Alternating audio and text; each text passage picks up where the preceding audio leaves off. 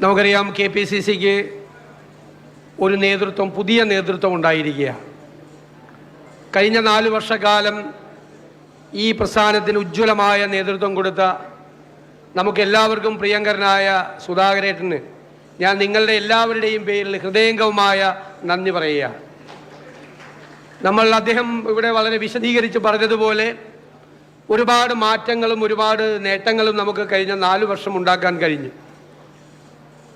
തുടർച്ചയായി ഭരണം നഷ്ടപ്പെട്ടതിന് ശേഷം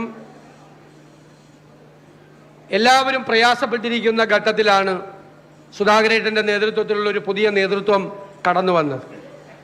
അതെല്ലാം ആത്മവിശ്വാസം തിരികെ കൊണ്ടുവന്ന് നമുക്ക് തിരിച്ച് വീണ്ടും അധികാരത്തിലെത്താമെന്നുള്ള പ്രതീക്ഷ ഉണ്ടാക്കാൻ അദ്ദേഹത്തിൻ്റെ നേതൃത്വത്തിലുള്ള കേരള പ്രദേശ് കോൺഗ്രസ് കമ്മിറ്റിക്ക് കഴിഞ്ഞുവെന്ന് ഞാൻ പ്രത്യേകമായി പറയാൻ ആഗ്രഹിക്കുന്നു. നമുക്കറിയാം ശ്രീ സണ്ണി ജോസഫ് ഇന്ന് KPCCയുടെ അധ്യക്ഷനായി ചുമതലയേറ്റിരിക്കുകയാണ്. ഇവിടെ സൂചിപ്പിച്ചതുപോലെ കോൺഗ്രസിൻ്റെ സൗമ്യമായ മുഖമാണ്, പക്വതയാർന്ന മുഖമാണ് ശ്രീ സണ്ണി ജോസഫ്. വാക്കുകളിലെ അച്ചടക്കവും വാക്കുകളിലെ തെളിമയും വാക്കുകളിലെ ആഴവുമാണ് സണ്ണി ജോസഫിനെ എല്ലാവരിൽ നിന്നും വ്യത്യസ്തനാക്കുന്നത്.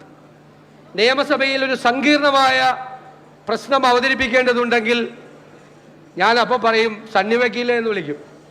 അദ്ദേഹം ഏത് സങ്കീർണമായ പ്രശ്നമാണെങ്കിലും അതിമനോഹരമായി ആഴത്തിൽ അത് അവതരിപ്പിക്കും. തികഞ്ഞ രാഷ്ട്രീയ ബോധമുള്ള, സംഘടനാ ബോധ്യമുള്ള ഒരാളാണ് അദ്ദേഹം.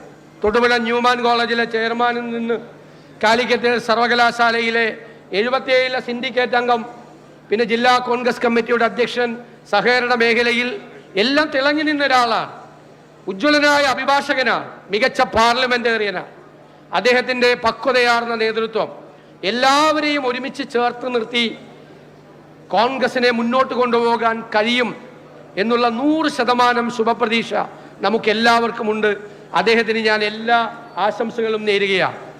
അദ്ദേഹത്തിൻ്റെ കൂടെ വന്നിരിക്കുന്ന ടീം നിങ്ങൾക്ക് ആർക്കും പരിചയപ്പെടുത്തേണ്ട കാര്യമില്ല.